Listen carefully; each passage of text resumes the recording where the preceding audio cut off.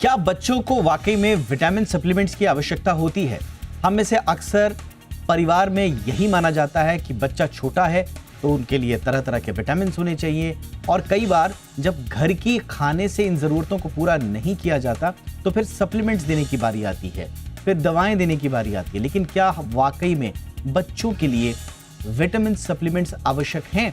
Studies ये बताती है कि अगर खाना नॉर्मल है, अगर खाने के जरिए बच्चे को पोषक तत्व मिल रहे हैं तो विटामिन की जरूरत नहीं। अलबत्ता ये जो एक्स्ट्रा विटामिन आप गोलियां दे रहे हैं ये बच्चे की सेहत को बिगाड़ सकते हैं। इसीलिए आज हम खास मेहमानों के साथ इस चर्चा को करने जा रहे हैं। सबसे पहले ये रिपोर्ट देखिए। मेरा नाम है दीपक डोभाल, मैं लौट रहा हूं इस रिपोर्ट के बाद।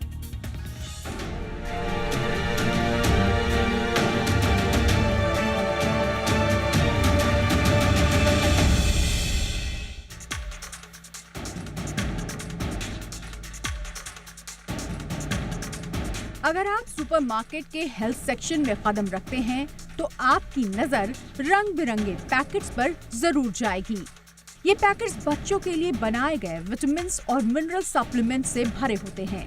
इन प्रोडक्ट्स के बड़े बड़े दावे होते हैं, इम्यूनिटी बढ़ाने से लेकर ब्रेन डेवलपमेंट को बूस्ट करने और हेल्दी ग्रोथ देने तक। लेकिन सवाल उठता है कि क्या ये सप्लीमेंट वाकई में आपके बच्चों के लिए जरूरी हैं? बच्चों को सही विकास के लिए कई तरह के विटामिन्स और मिनरल्स की जरूरत होती है, जैसे vitamin A, B, C, D, E और के। साथ ही फॉलेट, कैल्शियम, आयोडीन, आयरन और जिंक। ये पोषक तत्व दिमाग और नसों के विकास, आंखों की सेहत, हड्डियों की मजबूती, इम्यून सिस्टम और मेटाबॉलिज्म के लिए जरूरी होते हैं। लेकिन ज्यादातर हेल्दी बच्चों को ये पोषक तत्व सप्लीमेंट से नहीं बल्कि खाने से मिलने चाहिए। यहाँ तक कि चुनिंदा खाने वाले बच्चे भी रोजमर्रा के फूड से पर्याप्त न्यूट्रिशन पा लेते हैं। ब्रेकफास्ट, सीरियल, दूध और ब्रेड जैसे आम फूड्स में पहले से ही कई जरूरी न्यूट्रिएंट्स जैसे विटामिन बी, आयरन, कैल्शियम और आयोडीन फोर्टिफाइड होते हैं। अब सवाल उठता है कि क्या सप्लीमेंट्स सच में असरदार हैं? रिसर्च कहती है कि हेल्दी बच्चों में ये सप्लीमेंट्स ना तो हेल्थ आउटकम्स को बेहतर करते हैं और ना ही बीमारियों को रोकते हैं। एक्सपर्ट्स का मानना है कि अगर बच्चा बैलेंस डाइट ले रहा है तो उसे अतिरिक्त सप्लीमेंट्स की जरूरत नहीं है। असल में फूड से मिलने वाले विटामिन, मिनरल सप्लीमेंट से बेहतर होते हैं, क्योंकि खाने में सिर्फ न्यूट्रिएंट्स ही नहीं बल्कि फाइबर, एंजाइम्स और बायोएक्टिव कंपाउंड्स भी होते हैं जो शरीर में एब्जॉर्प्शन और मेटाबॉलिज्म को बढ़ाते हैं। ये फायदे सप्लीमेंट नहीं दे सकते। लेकिन ध्यान रहे कि सप्लीमेंट्स रिस्क फ्री नहीं हैं। फैट सॉल्युबल विटामिन्स जैसे ए, डी, ई और के अगर ज्यादा मात्रा में लिए जाएं तो शरीर में जमा होकर टॉक्सिक लेवल तक पहुंच जाते हैं। इससे गंभीर हेल्थ प्रॉब्लम्स हो सकती है और ए और बी विटामिन्स के मामले में तो जानलेवा भी साबित हो सकते हैं। वाटर सॉल्युबल विटामिन्स जैसे विटामिन सी ज्यादा लेने पर डायरिया जैसे दिक्कतें दे सकते हैं और दूसरे न्यूट्रिएंट्स के एब्जॉर्प्शन में रुकावट डाल सकते हैं। इसके अलावा बच्चों के सप्लीमेंट्स को स्वादिष्ट बनाने के लिए इनमें शुगर और आर्टिफिशियल इंग्रेडिएंट्स मिलाए जाते हैं जो हेल्दी ईटिंग हैबिट्स को बिगाड़ सकते हैं। एक और बात, अगर बच्चे की नॉर्मल फूड हैबिट्स पर सप्लीमेंट देने की आदत पड़ जाए तो ये मैसेज जाता है कि गोलियां न्यूट्रिशन का विकल्प हैं। ये सोच बच्चों में गलत ईटिंग पैटर्न को बढ़ावा दे सकती है। अब सवाल उठता है कि क्या करें, तो इसे भी जान लीजिए। बच्चों को जरूरी विटामिन और मिनरल्स देने का सबसे भरोसेमंद तरीका बैलेंस डाइट है, लेकिन इनमें dairy, meat, poultry, fish, whole grain, nuts, seeds, legumes और रंग बिरंगी सब्जियां और फल शामिल हों। अगर आपका बच्चा खाने में नखरे करता है तो परेशान ना हो। रिसर्च कहती है कि लगभग आधे बच्चे पिकी ईटिंग फेज से गुजरते हैं। ये आदत हमारी पुरानी इवोल्यूशनरी हिस्ट्री से जुड़ी है, जहां अनजान या कड़वे खाने से बचना एक सर्वाइवल मैकेनिज्म था। बच्चों को हेल्दी खाने के लिए छोटे छोटे स्मार्ट स्टेप्स लें, जैसे मैश पोटैटो में बीन्स और कॉलीफ्लावर मिलाकर न्यूट्रिशन बढ़ाएं। व्हाइट ब्रेड, पास्ता और राइस को धीरे धीरे होल ग्रेन से रिप्लेस करें। रंग बिरंगे फूड को बच्चों के फेवरेट के साथ पेश करें, जैसे फ्रूट को योगर्ट में डिप करके दें। हालांकि कुछ मामलों में सप्लीमेंट जरूरी हो सकते हैं, जैसे न्यूट्रिशनल डेफिशिएंसी, मेडिकल कंडीशन या बहुत ही रिस्ट्रिक्टेड डाइट। ऐसे में डॉक्टर या पीडियाट्रिक डाइटिशियन से सलाह लें। अगर बच्चे में ग्रोथ की कमी या लगातार कब्ज जैसी समस्या दिखे तो तुरंत एक्सपर्ट से संपर्क करें। कुल मिलाकर कहें तो ज्यादातर बच्चों को विटामिन सप्लीमेंट्स की जरूरत नहीं होती। ये फायदेमंद से ज्यादा नुकसानदेह साबित हो सकते हैं। बच्चों को हेल्दी रखने का सबसे अच्छा तरीका है कि रंग बिरंगी बैलेंस डाइट दें। गोलियों पर भरोसा करने से बेहतर है खाने की आदतों में बदलाव करें और सबसे जरूरी चीज, बच्चों को कोई भी विटामिन सप्लीमेंट बिना डॉक्टर की सलाह के ना दें। ब्यूरो रिपोर्ट, जी मीडिया।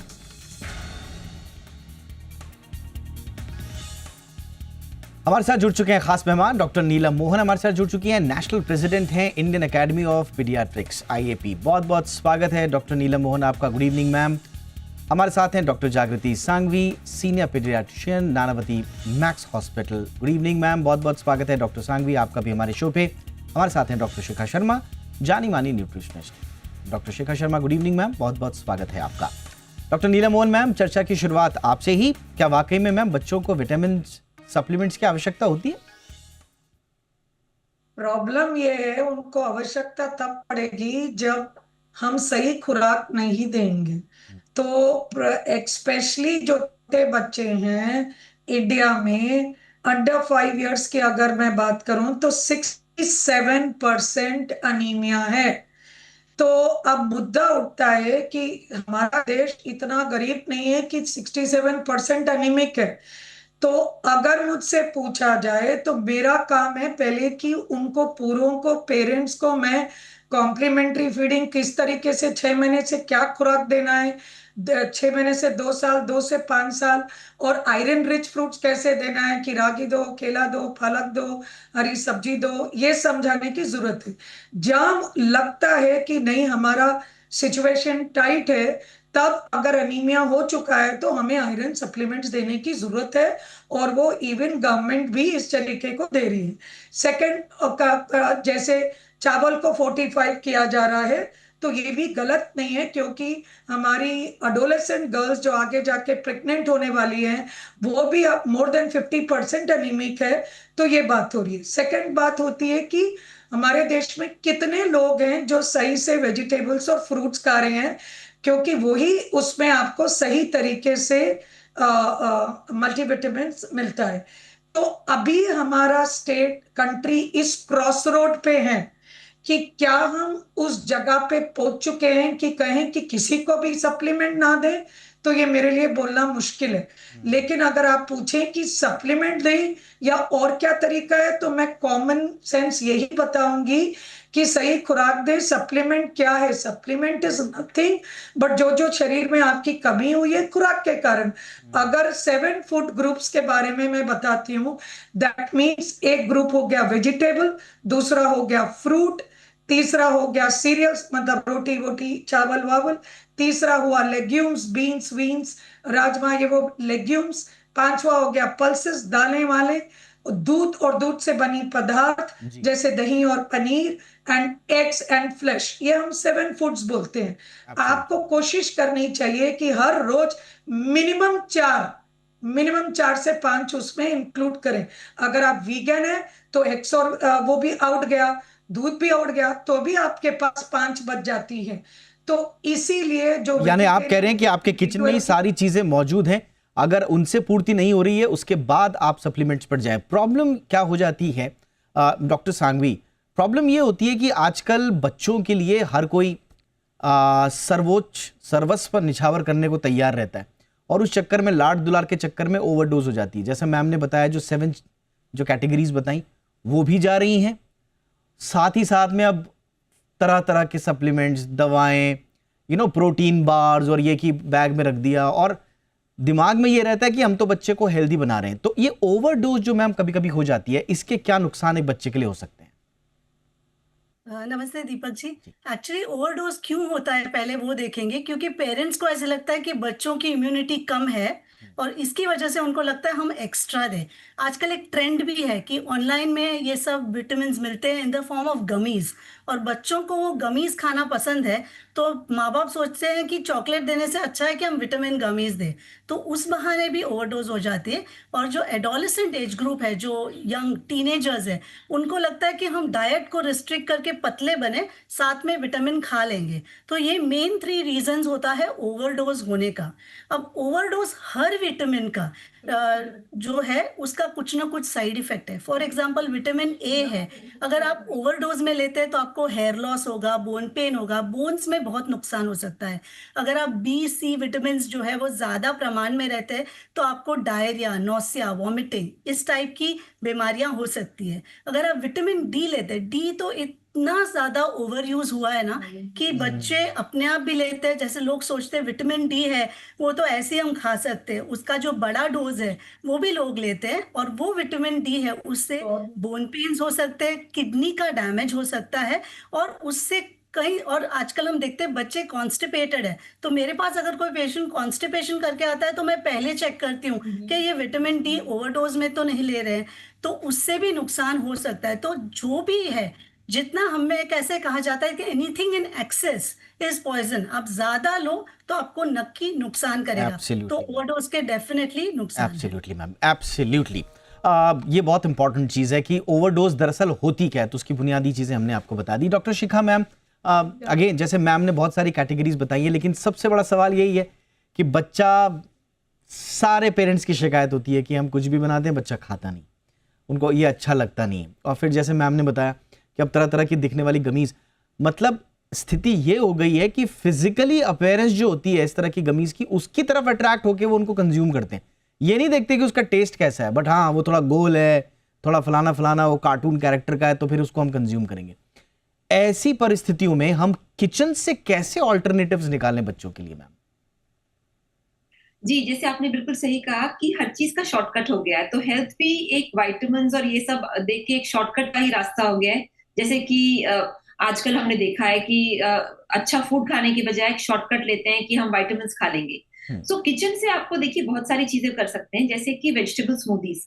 अगर हम बच्चों को एवरीडे वेजिटेबल स्मूदी बना के दें जिसके अंदर हम फ्रूट्स डाल रहे हैं और वेजिटेबल्स डाल रहे हैं, तो वेजिटेबल्स में एंटीऑक्सीडेंट्स होते हैं, एंजाइम्स होते हैं, फाइबर होता है, विटामिन्स होता है, मिनरल्स होता है। तो ये सारी चीजें आपके बच्चे को आराम से मिल सकती हैं।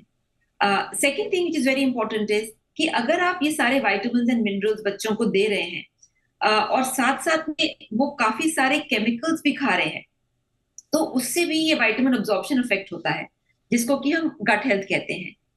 तो गट हेल्थ में इट इज इंपॉर्टेंट कि जो आपका बच्चा है वो ज्यादा केमिकल्स ना खाएं।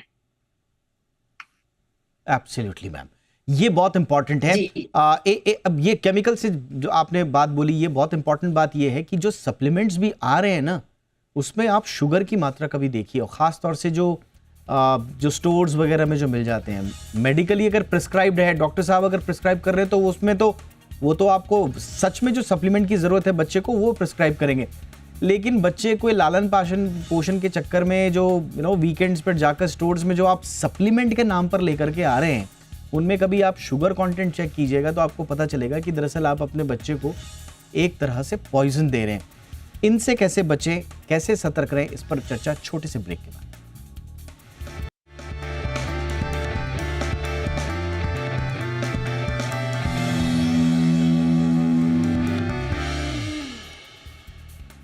ब्रेक के बाद आपका स्वागत है। डॉक्टर नीलम मोहन मैम, जैसा कि हम जिक्र कर ही रहे थे, ये जो बच्चों के लिए तरह तरह के बिस्किट्स आजकल आने लगे हैं, तरह तरह की कैंडीज आजकल आने लगी हैं, ऐसे पैकेजिंग उनकी होती है कि बच्चे जिद करने लगते हैं और पेरेंट्स भी देखते हैं, अच्छा ठीक है इसमें तो फलाना फलाना सप्लीमेंट है या फलाना फलाना विटामिन है, तो वो मना भी नहीं करते बच्चे को और भर भर के देते हैं। मैम, कितना ये खतरनाक हो सकता है? इस तरह के प्रोडक्ट्स का चयन करने में कौन कौन सी बातें ध्यान रखनी चाहिए? Right, 2 key messages दूंगी.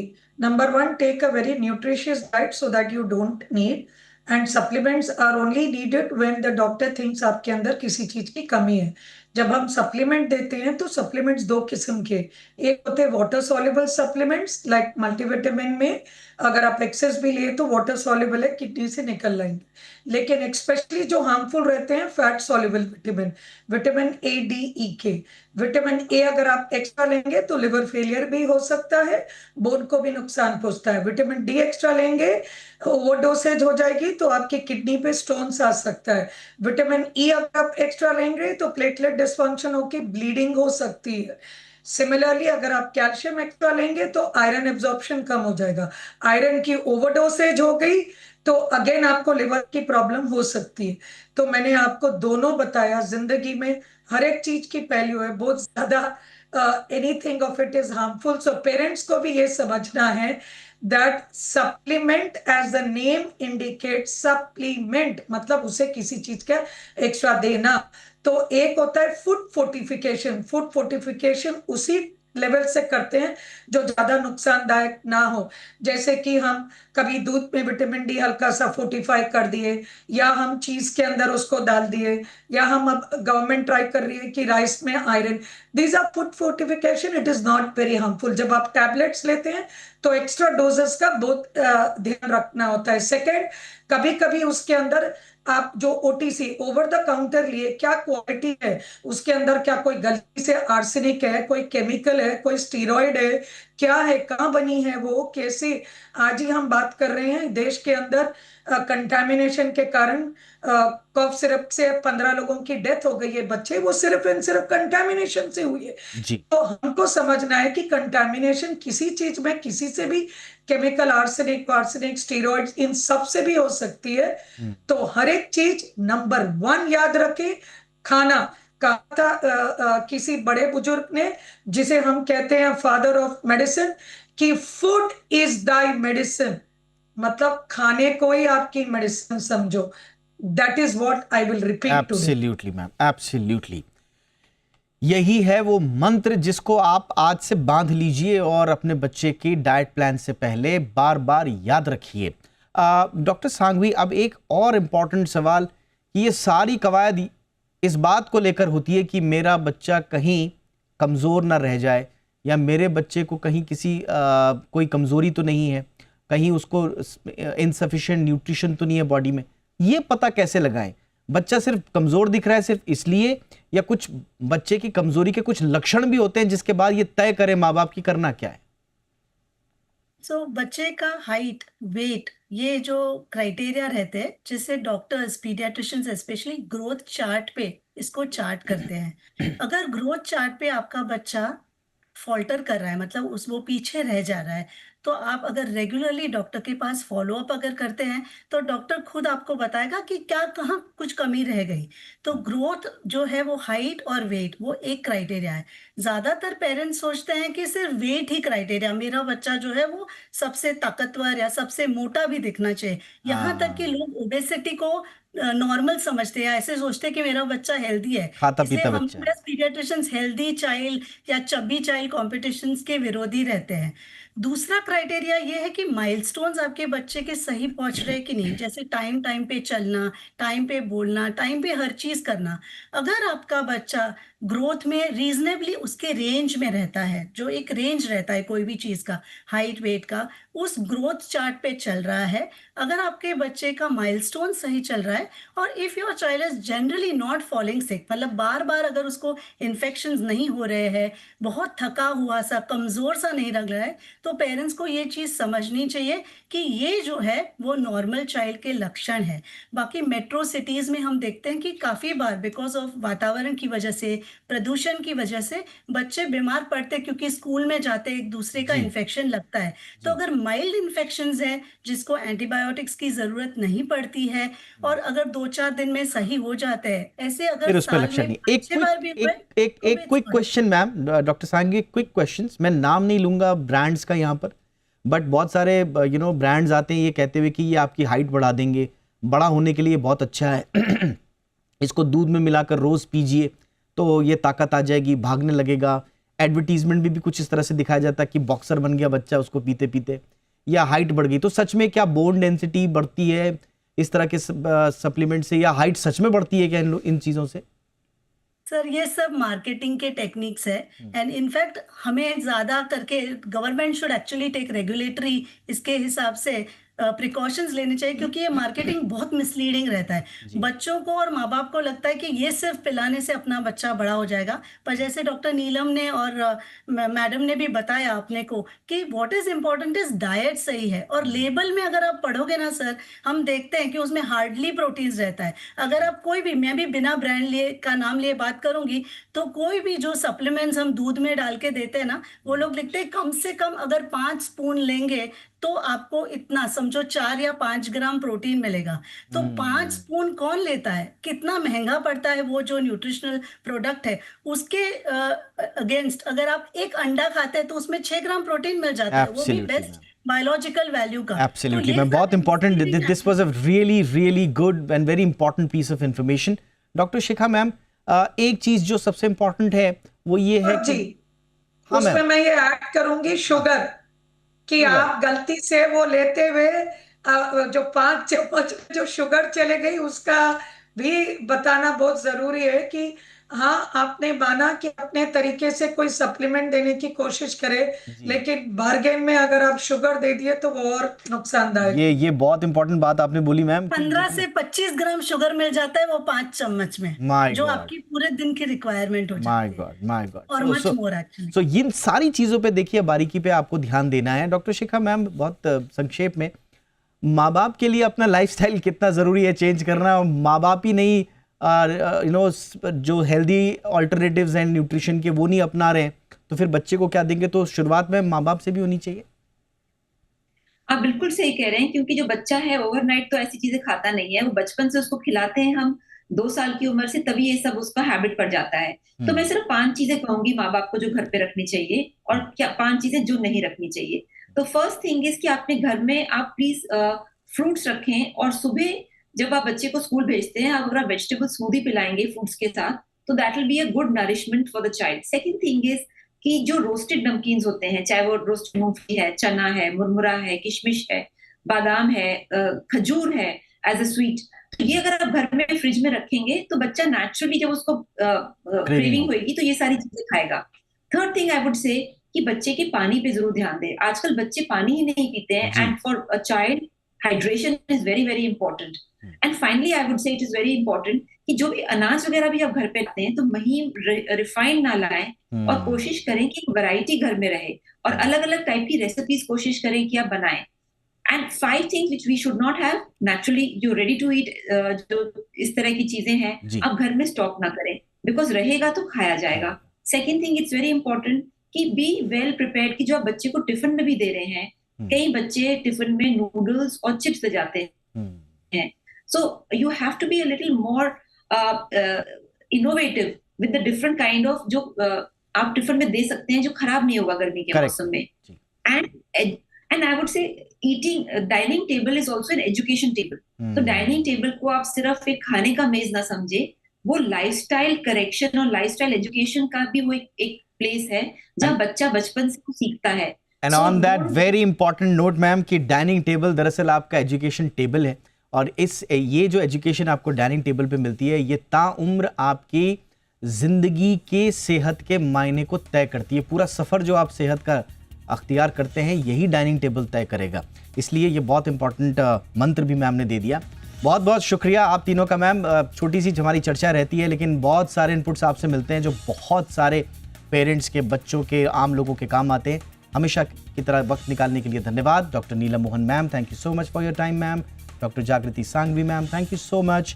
डॉक्टर आपको सलाम दीपक जी, आप हमेशा इतना बढ़िया काम करते हैं, और हम सब में बेस्ट निकालने वाले तो आप ही। Thank you so much ma'am, thank you. Deepak ji, जो आपका टैगलाइन है कि डॉक्टर के प्रिस्क्रिप्शन बिन नहीं लेना है vitamin, that is wonderful tagline. Thank you ma'am, thank you so much ma'am, thank you so much ma'am, thank you so. Thank you.